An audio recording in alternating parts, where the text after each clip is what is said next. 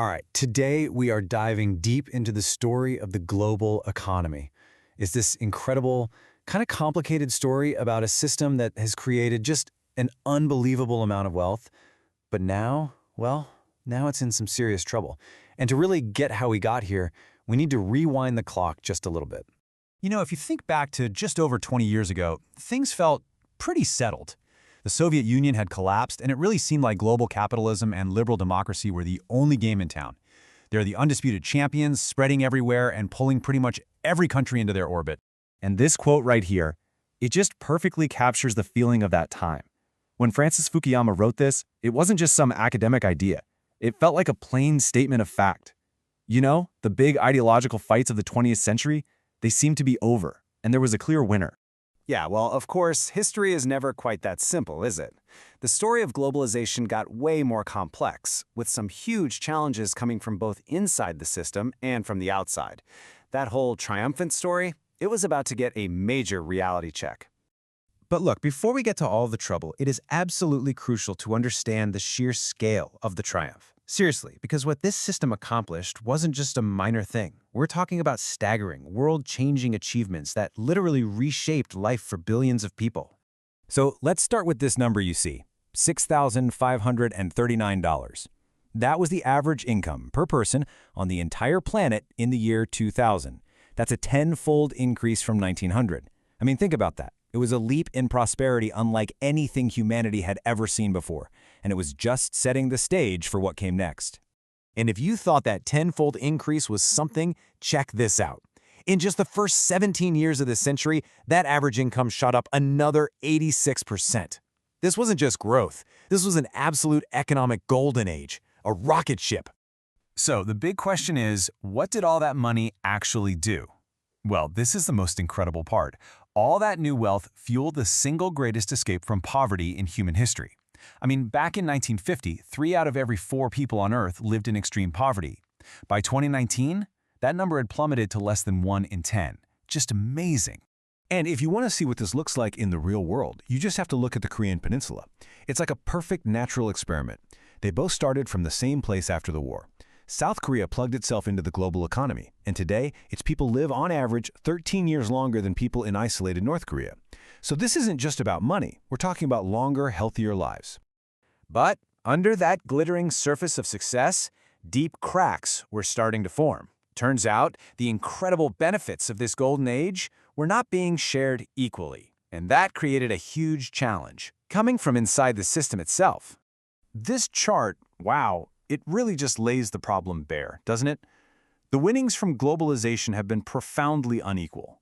You have this tiny fraction of the population, less than 1%, holding enormous wealth, while a staggering 70% of all the adults in the world have a net worth of less than 10 grand. And this isn't just some abstract global trend. It's a story playing out right inside the world's biggest economies. Take the US, for example. The share of all the money earned that's going to the top 10% has ballooned from about a third to a full half. So for a lot of people, this just felt like being left behind, right? Watching your own life stagnate while a small group got fabulously rich. So what happens when that feeling of being left behind gets strong enough? Well, you get a powerful political backlash. And that backlash has a name: populism. It taps right into that feeling of grievance, framing the whole debate as a fight between the real people and some corrupt, out-of-touch elite who sold them out. And as you can see from these numbers, this is not a fringe movement. Not at all. I mean, just look at countries like Italy or France or Sweden. Right-wing populist parties are regularly pulling in 10, 15, even 25% of the vote. They are fundamentally changing the political game all across Europe. So what's the core problem here? Well, the economist Danny Roderick came up with this brilliant idea called the political trilemma. He basically says you can pick any 2 of these 3 things: deep economic integration, that's globalization, national sovereignty, or democracy. But you can't have all 3. Something's got to give. And you can see something like Brexit as a country deciding to pull back on globalization to get more national control. Okay, so at the exact same time all this trouble was brewing inside the system, an old threat started to wake up on the world stage. That whole era of cooperation we saw after the Cold War, it started giving way to a new, and frankly more dangerous, era of great power competition. And in this new fight, the very connections that made globalization work in the first place are being turned into weapons. It's a concept called weaponized interdependence. The best way to think about it is like an airline map. The country that controls the big hub airport can basically decide to ground all the flights going to and from the smaller cities. That's a ton of power. And this slide breaks down the two main ways you can do it. First, there's the panopticon effect. That's when you use your central position, like controlling the internet's plumbing or financial data, to basically spy on everybody else. And second, you have the choke point effect. That's where you use your control over a critical system, like the SWIFT financial network, to just cut your rivals off completely.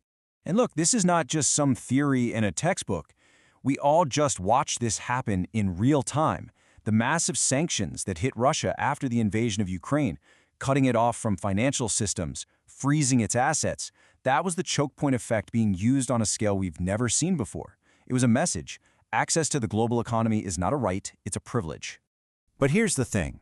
That move also showed the limits of that power. Major global players, China, India, Brazil, pretty much all of Africa, they refused to join in on the sanctions.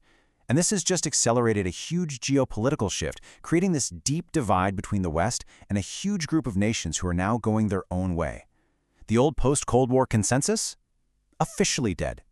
So when you put these two huge challenges together, the backlash from inequality on the inside and this fracturing from great power competition on the outside, it is crystal clear that we have hit a major inflection point. The very foundations of the global system are now being questioned. And here's the crucial thing to understand. This is no longer a debate about just tweaking a few trade rules or adjusting some financial regulations. No, we are now in a much deeper conflict over the core principles of the system itself, the value of democracy versus authoritarianism, the role of free markets. The stakes are just so much higher than they've been in decades. And that really leaves us with the central question for our future, doesn't it? The global economic system proved, without a doubt, that it could create wealth on a scale nobody had ever imagined. But can it adapt? Can it learn how to share those winnings more fairly to solve its crisis from within, all while navigating these huge geopolitical storms from without? That's the challenge that's going to define the world we live in.